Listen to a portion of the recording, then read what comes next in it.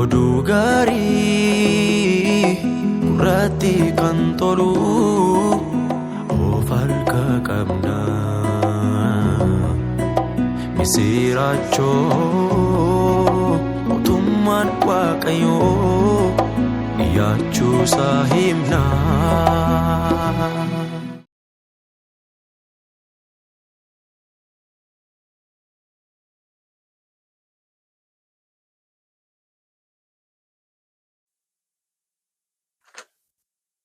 Nagaan Waaqayyoo bakkaa fi iddoo jirtan maratti isiniif haa ta'u. Nagaan gochuu jaallate Gooftaa Yesuusiif galanni guddaan isaa haa ta'u. Maqaa isaatiif galata irraa hafaan haa ta'u. Haa kabajamu maqaan isaa. Walaa jedhu haa ulfaatu. Sagalee Waaqayyoo walii wajjin ilaalla. Kutaa tokkoffaa kan dura walii wajjin ilaallee turre amma immoo kutaa lammaffaa isaa qabadhee dhufee jira. Mee isa duraa Waaqayyoo akka nutti dubbatuuf Waaqayyoon kadhanna. Mootii Waaqa lafaa kan taate Waaqa jaalalaa anaaf namoota sagalee kana dhaggeeffataa jiran faana waan jirtuuf galanni siif haa ta'u. Maqaan kee ulfaatu walaa jedhu maqaan kee. Maqaa kee kabajaa seensi ulfeessaa amma yeroo ammaa kana immoo sagaleen kee kun jireenya keenya irratti hojii akka hojjetuuf nu gargaari. Dubbiin sagalee kee dubbifamuu isaatiin saaqamuu dubbii sagalee keetiin jireenyi haaraan nu keessatti haa saaqamu. Saaqamuu dubbii sagalee keetiin jireenyi keenya dukkanaa'ee deebi'ee haa ifu. Hafuura kee fi ayyaana kee nu wajjin ta'e. Sagalee keetiin nu faana ta'e. Tokkoon keenya wajjin haa ta'e. Nu wajjin ta'aa waan turteef, nu wajjin ta'aa waan jirtuuf, nu wajjin ta'uufis waan jirtuuf galanni siif haa ta'u. Saatii fi yeroo nafe kun hundumtuu maqaa keessa hundumaa danda'u nuuf kan eebbifame haa ta'u. Jettee nu jaallatte ilma kee Gooftaa keenya Yesuus Kiristoos jettee ameen. Waaqayyo baraaf jireenya keessan eebbisu. Nagaa nu godhe Waaqayyoof galanni guddaan isaa haa ta'u. Sagalee Waaqayyoo walii wajjin ilaaluu jalqabnee turre. Hojii ergamootaa boqonnaa 3:1 kaasee hanga 10 jiru dubbifannee asuma walii wajjin ilaaluu jalqabna. Waaqayyo nagaa nu godheef galati guddaan isaa haa ta'u. Maqaa Yesuusiin nan dubbisaa akka jedha. Hojii ergamootaa boqonnaa 3:1 hanga 10 jiru. Gaaf tokko Phexrosii fi Yohaannis yeroo kadhataa waaree booddee inni sa'aatii 9ffaatti gara mana qulqullummaatti ol adeemu turan. Kunoos namni dhaloota isaatii jalqabee naafate tokko achi ture.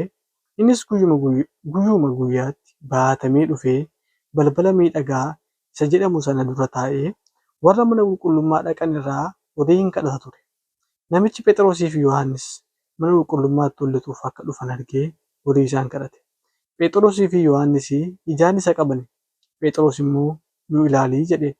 Yommus inni waa isaan biraa kan argatu se'ee ija keessa ilaale. Phexros garuu ani meetii fi warqee hin qabu. Waan an qabu garuu siifan kenna.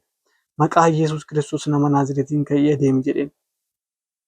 Harka isaa mirgaa qabee isa kaasee achumaanis miilli isaa fi gulubbiin isaa jabaatanii utaalees ka'ee ijaajjee adeemes isaanii wajjin mana qulqullummaa lixee asiif achi adeemee quluphisaa Waaqayyoon galateeffate.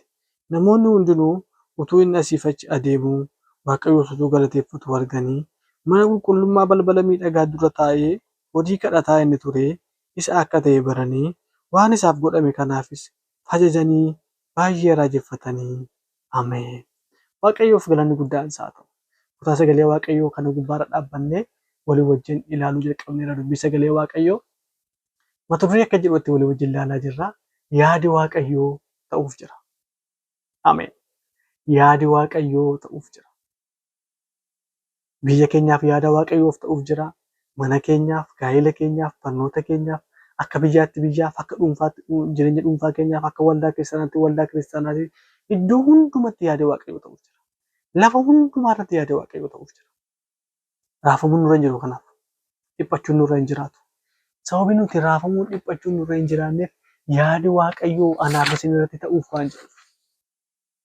Yaadi Waaqayyoo bara keenya irratti jireenya keenya irratti ta'uuf waan jiruuf. Yaadi Waaqayyoo ta'uuf jira. Kutaa dubbii sagalee Waaqayyoo amma dubbifne kana gubbaarratti dhaabbannee qabxii tokko walii wajjin ilaallee turre.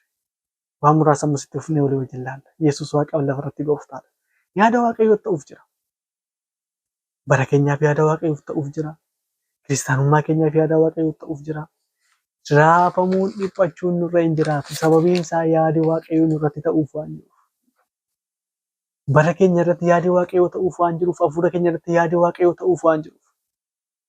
Kiristaanummaa keenya irratti yaadi Waaqayyoo ta'uuf waan jiruuf. Yesuus gooftaadha. yaadi Waaqayyoo ta'uuf jira. Waaqayyoof galanni guddaan isaa ta'u. Waa'ee yaada Waaqayyoo Isaayyaas boqonnaa 55 lakkoofsa 8 hanga 9 gubbaarratti akkas jedha, maqaa Yesuusiin nan dubbisa. Waaqayyoo yaadni koo akka yaada keessanii, karaan koos akka karaa keessanii miti. Akkuma Waaqni lafarraa ol fagaatu, akkasuma karaan koo karaa keessanirraa, yaadni koos yaada keessanirraa hin fagaataa jedha. Waaqayyoof galanni guddaan isaa ta'u. Yaadi Waaqayyoo fi yaadi namaa garaagara maaliif ta'a kan jedhu gaaffii kan isinitti uumu yoo jiraate, yaadi Waaqayyoo fi yaadi namaa wanti inni garaagara ta'uu fi Waaqayyo Waaqa waan ta'eef akka Waaqaatti waan yaaduuf, nuti immoo nama taanee waan jiruuf akka namaatti waan yaadnuuf yaadi keenyaa fi yaadi Waaqayyoo garaagara. Dubbiin sagalee Waaqayyoo kun amma Isaayyaas 55 keessatti dubbise kuni hammam akka yaadi Waaqayyoo fi yaadi namaa gargar fagaatu agarsiisa. Yaadi Waaqayyoo fi yaadi namaa hagam gargar akka ta'e agarsiisa. Waaqayyoof galanni guddaan isaa ta'u. Yaadi Waaqayyoo kuni yaada gaariidha. Yaada qajeelaadha. Yaada nama barsiisudha. Yaada dhugaa namatti agarsiisudha. Yaada dhugaa nama barsiisudha. Yesuus gooftaadha. Waaqayyo dhala namaa hundumaaf yaada gaarii qaba. Nu gargaaruuf yaada qaba. Harka nu qabuuf yaada qaba. Ta'uu nuu ta'uuf yaada qaba. Kallattii nutti agarsiisuuf yaada qaba. Hidhaa keenya hiikuuf yaada qaba. Seenaa keenya haaressuuf yaada qaba. Malee biyya lafaa kana balleessuutti hin gammadu Waaqayyo. Sababii cubbuu ishiif, sababii yakka ishiitiif abidda samii irratti roobee ishii balleessuu hin barbaadu. Namni dhuunfaa immoo sababii inni jireenya gadhiisee jiraatuuf Waaqayyo irraa adda baheef Waaqayyo nama balleessuuf karoora namatti hin baasu. Waaqayyo karoora inni namatti baasu nama deebisuudha. Biyyi lafaa kun akka ishiin hin banneef, cubbullaa qabde kanaan akka ishiin hin banneef, abidda bara baraaf akka hin taaneef karoora waan qabuuf ilma isaa Yesuus Kiristoosiin gara biyya lafaa kanaatti erge. Yesuus Waaqa lafarratti gooftaadha. Galanni guddaan kan isaa ta'u. Yaadi Waaqayyoo dhugaadha. Yaadi Waaqayyoo dhugaadha. Yaadi namaa garuu daangaa qaba. Kan Waaqayyoo dhugaadha. Hin haalamu. Dhugaadha yaadi Waaqayyoo. Yaadi namaa garuu daangaa qaba. Namni yaada isaa keessatti iddoo gahee xumuru qaba. Iddoo gahee dhumatti godhu qaba. Yesuus gooftaadha. Iddoo gahee dhiisuu qaba namni. Waaqayyo garuu yaada isaaf yoomillee amanamaadha Waaqayyo. Amanamaadha yoomillee yaada isaa. Dhugaadha si yaada Waaqayyo soba of keessaa hin qabu. Yaa namoota mogoleen isin bu'ee raafamtanii gara duubaatti deebitanii Waaqayyo isin gargaara isiniin jedhee harka isiniin qaba, abbaan isinii ta'a, da'uun isinii ta'a jedhe. Yaada Waaqayyoo dhageessanii gammachuudhaan teessoo irraa kaatanii deemsa keessan, imala keessan gara fuulduraatti eegaltanii yeroo yaada Waaqayyoo isinii ta'uudha. Yeroo isin yaaddaniif, bakka isin yaaddaniif, haala isin yaaddan keessatti yaada Waaqayyoo isinii ta'uu isiniin ta'in hafe mogoleen isin bu'e. Inni dhaamsanii isiniif qaba. Yaada Waaqayyoo yoomiyyuu dhugaadha. Hin jijjiiramu yaada Waaqayyoo. Yesuus Waaqaaf lafarratti gooftaadha. Dhugaa qofa miti yaada Waaqayyoo guutuudha. Yaadi Waaqayyoo guutuudha. Mudaa hin qabu. Hin jijjiiramu. Haala irratti hin hundaa'u. Qabaachuu keenya ilaalee miti kan hin dubbatu. Dhabuu keenya ilaalees miti kan hin dubbatu. Ofitti amanee ofirra jira. Ofirra dhaabatee haasa'a Yesuus gooftaadha. Yaadi Waaqayyoo dhugaadha. Guutuudha. Yaadi namaa garuu sirrii ta'uu danda'a malee guutuu ta'uu hin danda'u. Guutuu kan ta'e yaada Waaqayyoo qofa. Yaadi namaa sirrii ta'uu danda'a malee guutuu ta'uu hin danda'u. Yesuus Waaqarratti gooftaadha. Yaadi Waaqayyoo maali beektu? Seera Waaqayyooti. Wangeela Maatewos boqonnaa 24:35 akkas jedha. Waaqniif lafti darbuuf jiru, dubbiin koo garuu gonkumaa hin darbu. Ameen. Waaqni kuniif lafti kun darbuuf jiru, yaadi Waaqayyoo garuu, dubbiin Waaqayyoo garuu, sagaleen Waaqayyoo garuu itti fufa. Bara baraan jiraachuuf jira. Waaqayyoof galanni guddaan isaa ta'u. Maqaan Waaqayyoo Waaqaaf lafarratti haa ulfaatu. Kanaaf yaadi Waaqayyoo anaaf isin gubbaarratti, bara keenya gubbaarratti ta'uudhaaf jira. Yesuus gooftaa. Yaadi namaa hin jijjiirama. Sababa ittiin jijjiiramuu qabaachuu danda'a. Maal jedha Ermiyaas 17:9 irratti akka jedha. Garaan namaa waan hundumaa irra jallaadha. Namnis isa qajeelchuu hin danda'u. Egaa eenyutu isa beekuu danda'a jedha. Maal jedha? Garaan namaa waan hundumaa irra jallaadha. Namnis isa qajeelchuu namni isa qajeelchuu hin danda'u. Egaa eenyutu isa beekuu danda'a? Yaada qajeelaa kan qabu, yaada gaarii kan qabu Waaqayyo qofaadha. Yeroo tokko tokko waan gaarii ofii yaadne jennee yeroo itti jireenya keenya irratti balleessaa kan nu jira. Dubartittii yaadattu macaafa qulqulluu keessatti ishee ijoollee lama qabdi sun. Dubartittiin ijoollee ishee kanaaf akka yaada isheetti kadhachuudha gaa Waaqayyoon kadhachuudha akka yaada isheetti. Ijoollee kee kana naa kaawwadhu. Isa tokko bitaa kee isa tokko mirga kee jette. Waan kadhattu iyyuu kan hin beekne dubartii waan kadhattu iyyuu hin beekne. Yeroo tokko tokko waanuma yaadnu iyyuu hin beekne. Waan jireenya keenya balleessuuf haa yaadnu. Hafuura keenya waan balleessuuf haa yaadnu. Agartanii mirgi Yesuus maal akka ta'e bitaan Yesuus maal akka ta'e hin beektu. Yaaduu malee. Bitaan Yesuus maal akka qabu mirgi Yesuus maal akka qabu hin beektu. Yaadne hin tilmaamne hin karoorsine. Dhalisteetuma ijoollee ishii lamaan tokko bitaa kee tokko mirga kee. Waan yaaddu iyyuu hin beektu. Akka waan dhaalchisuu barbaadde akka waan karaa mirga isaa waan jiru isa tokko dhaalchisuu karaa bita isaa waan jiru isa tokko dhaalchisuu akka waan barbaaddetti yaada akkasii yaadde. Yoo tokko tokko yaadu akkasii ta'uu danda'a. Maaliif beektu nama waan taaneef. Nama waan taaneef. Dubartiin kun akka nu hubadhutti ijoolleen ishii kun harka Yesuusiin akka gargaaraman barbaaddi. Garuu wanti ishii yaadde yoo sirrii ta'uu baate. Akka kana yaada sirrii hin taane yaadu Waaqayyo. Yaadi isaa yeroo hundumaa gaarii qajeelaa. Nama jannata Eden keessa gaafa kaa'e namni achi keessa akka jiraatu gaafa godhe yaadi isaa qajeelaa gaarii sirrii. Namni achi keessaa gaafa bahu immoo karaa ittiin jannata namni keessaa bahe keessaa Addaamiin jalqabaa gaafa keessaa nama baasu Addaam isa lammaffaa erge. Ilma isaa ergee ittiin gara jireenyaatti nu deebise. Achitti wanti baay'ee na gammachiisu tokkotu jira. Waaqayyoof galanni guddaan isaa ta'u. Waaqayyootu ilma lama sadii qaba ta'ee erguun dinqii miti. Maaliif kan qabu keessaa nu erge. Amma garuu tokkicha ilma isaa nuuf erge. Tokkicha ilma isaa Yesuus Kiristoos. Kan inni nuuf erge sun tokkicha ilma isaati. Tokkicha. Lama sadii hin qabu Waaqni. Ilma sadii hin qabu. Hin ashus Waaqni. Waaqayyo akka namoota dhuunfaa yookiin namoota foonii dhalchee ijoollee horee hin qabu. Nu oolchuuf nu baraaruuf garuu Yesuus Kiristoos gara biyya lafaatti erge. Inni nu fayyisuuf dhufe. Yesuus Gooftaadha. Kanaaf inni maaludha jechuudha. Isa baay'ee nu jaallatudha. Kanaaf yaadi Waaqayyoo isiniif ta'uuf jira. Dhugumaan irra deddeebiin wanta isinitti himu yaadi Waaqayyoo ta'uuf jira. Jireenya keenyaaf, hafuura keenyaaf, bara keenyaaf, kiristaanummaa keenyaaf yaadi Waaqayyoo ta'uuf jira. Waaqayyoof galanni guddaan isaa ta'u. Kutaa nama dubbise hojii ergamootaa boqonnaa sadii lakkoofsa tokko hanga 10 kana gubbaarratti wantoota gurguddoo sadii agarra. Tokko inni jalqabaa nama fayya, inni lammaffaan immoo namoota fayyuu namichaaf sababa ta'an yookiin immoo namoota fayyuu namichaaf sababa ta'an namoota fayyinni keessaan darbe maqaa fayyina laate. Yesuus Gooftaadha. Kutaa jalqabaa keessatti waa'ee nama fayyee dubbanneerra. Kanaaf kana irra hin darba. Yesuus Gooftaadha. Namni fayye nama akkamiiti jennee nama maqaa hin qabne. Nama rakkina isaatiin waamamu. Namicha naafa tokko jedhama. Nama maqaa iyyuu hin qabne ture. Nama abdii fayyuu hin qabnedha. Maaliif naafummaan isaa kan dhalootaa waan ta'eef abdii fayyuu hin qabu ture. Sagalee Waaqayyoo akka jedhutti umuriin isaa iyyuu nama waggaa 40 gararraati jedha. Waaqayyoo umurii daa'imummaa isaatti naafummaa kanarraa isa hin hiikne dargaggummaa isaatti hin dhufnee fi umurii ga'eessummaa isaatti hin dhufnee fi umurii gara dullummaatti gaafa geesse 40 ol genne ta'etti dhufe Yesuus. Kanaaf abdii fayyuu nama hin qabne ture. Nama of hin dandeenye ture. Kadhachuufuu nama of hin dandeenye ture. Nama baatamee deemu ture. Lammaffaan namoota fayyinni keessaan darbe yookiin namoota fayyuu namicha kanaaf sababa ta'an. Namoonni kun Phexrosii fi Yohaannis jedhamu.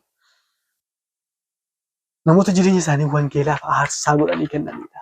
Namoota jireenya isaanii wangeelaaf aarsaa godhanii hanga lubbuu isaanii kennuutti dhugaa dubbii sagalee Waaqayyoo dubbatan. Namoota mootota hin sodaanne, mootota fuuldura dhaabbatanii jajjabinaan namoota dubbatan. Maqaan Yesuus kana hin dhayinaa gaafa jedhaman illee nuti mee isinumtuu murteessaa jedhanii jajjabinaan namoota dubbatan. Isin immoo Waaqayyoon dhagahuu qabdu namoota jedhan. Namoota dhugaaf jiraatan, namoota dhugaaf dhaabatanidha. Yesuus Waaqaan lafarratti Gooftaadha. Namoota dhugaadha jechuun duubatti hin deebine turan. Namoota fayyisuu Yesuusitti amanan turan. Namoota dinqii hojjechuu Yesuusitti amanan turan. Namoota jecha Yesuusitti amanan turan. Yesuus dinqiiwwan garaagaraa hojjete ka'e namni natti amanu immoo kanaa ol godhaa isan jedhe sana amananii piraaktikaliidhaan immoo hojiitti namoota eegan turan.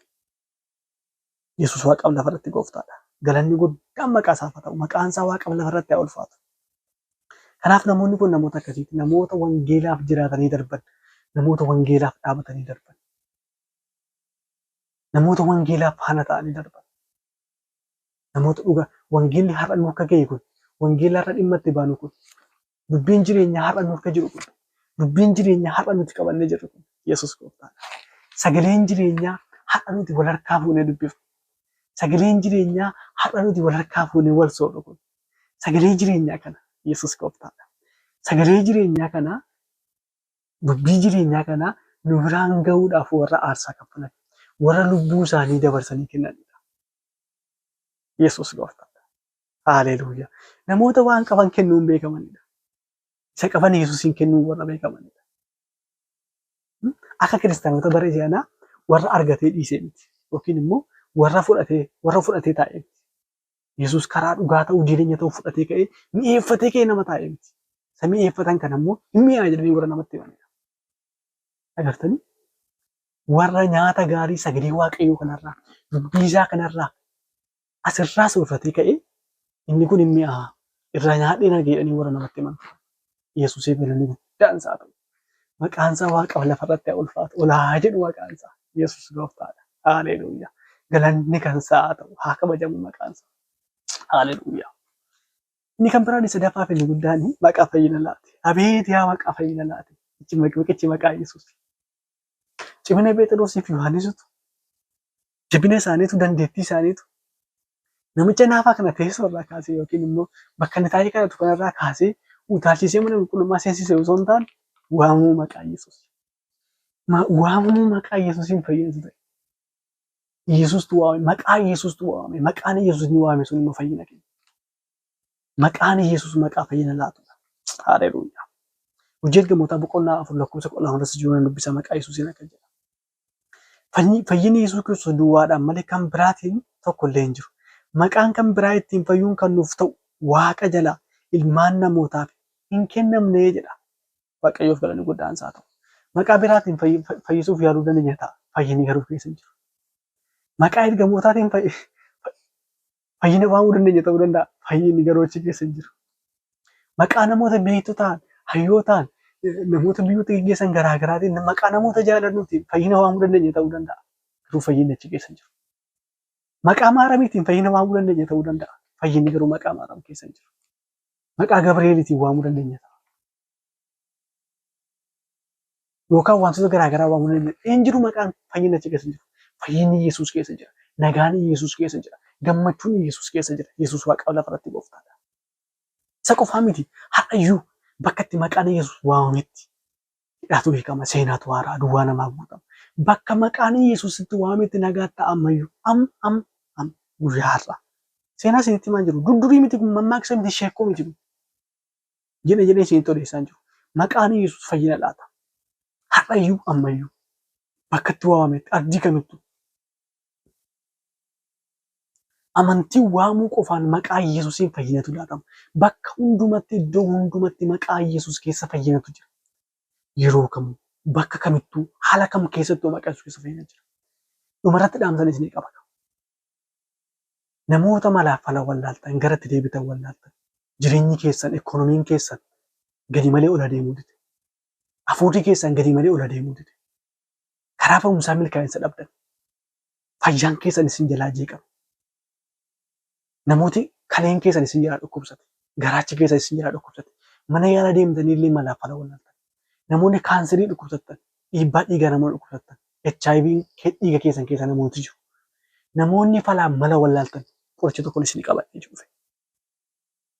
Qoricha tokkotu jira. Battala fayyisa. Kan inni fayyise godaannisa hin qabu. Madaanni fayyise godaannisa hin qabu. Kalee hojii dhaabeef nagaa laata. Miila naafate hin diriirsa. Gurra duune hin dhageessisa. Ija jaame hin agarsiisa. Waan dinqiidha jedhame sammuu namaatti ol kan ta'e agarsiisa.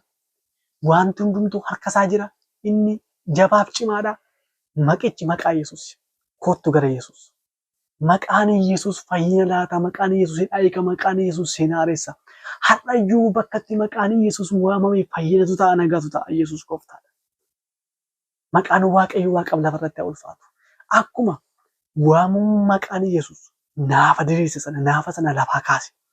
Har'a immoo waamuu maqaa Yesuus ofirratti waame. Haala keessa jirtu keessaa baata. Maqaa Yesuus ofirratti waame hidhaa keetii qaba. Maqaa Yesuus ofirratti waame. Yesuusin fayyisaa lubbuu kee godhuuf hidhaa keetii qaba, seenaa kee taara. Yesuus Waaqaaf lafarratti gooftaadha. Maqaan Waaqayyo Waaqaaf lafarratti haa ulfaatu. Gargaaramuuf jirta. Maqaa Yesuus waamnaan gargaaramuuf jirta. Dhugumatti dhugaatan sitti himu. Maaliifan jedha beektu kan? Ani maqicha waamee gargaarameen argee. Maqichi maqaa nama gargaarudha. Hidhaa namaa isa hiikuu, seenaa namaa isa haaressu, duwwaa namaa isa hiikuu. Galataaf kan nama laatu. Maqaan Yesuus maqaa gaariidha. Qajeelaadha, qulqulluudha, amanamaadha. Amma jedhe gaa. Kottu garasa. Kanaaf yaadda'inaa yaadi Waaqayyoo ta'uuf jira. Dhiphatin. Jireenya kee ilaaltee dhiphatin. Akkaawuntiin kee duwwaa ta'uu isa ilaaltee dhiphatin. Yaa nama sagalee kana dhaggeeffataa. Kun sagalee Waaqayyooti. Amma ammaa ishee kutuu durii isinitti himaan jiru. Yaadda'inaa yaadi Waaqayyoo ta'uuf jira. Baay'ee biyya keenya ilaaltanii baay'ee masaa yaadda'inaa yaada Waaqayyoo ta'uuf jira. Waaqayyo baraaf jireenya keessan eebbisu. Ani nama baay'ee isin jaallatudha. Bakka jirtanitti nagaa naa ta'a. Yeroo biraa sagantaa biraatiin ammoo yoo deebinutti Waaqayyo baraaf jireenya keessan eebbisu. Namoonni barsiisa keenyatti gammaddan karaa YouTube chaanaalii oduu gaariitiin waan isin bira ga'uuf YouTube chaanaalii keenya sabiskiraayib nu godhaa. Akkuma kana telegiraamii oduu gaarii nu argachuu dandeessu. Feesbuukii oduu gaariitiin nu argachuu dandeessu. Karaa Feesbuukii nu argachuu warri barbaadan oduu gaarii sarchii gootanii hojjettan nu argachuu dandeessu. Karaa telegiraamii nu argachuu warri barbaadan immoo oduu gaarii guruupii telegiraamii oduu gaarii jedhamu qabna. Achirraa nu argachuu dandeessu. YouTube chaanaalii keenya oduu gaarii jedhu immoo sabiskiraayib godhaa. Yoo isin tole immoo obboloota keessan kaaniif illee nuuf qoodaa. Waaqayyo bara keessan jireenya keessan haa eebbisu. Ani nama baay'ee isin jaallatudha. Nagaan Waaqayyoo bakka jirtanitti isin faana haa ta'u. Yaadi Waaqayyoo ta'uuf jira. Nagaa ta'a.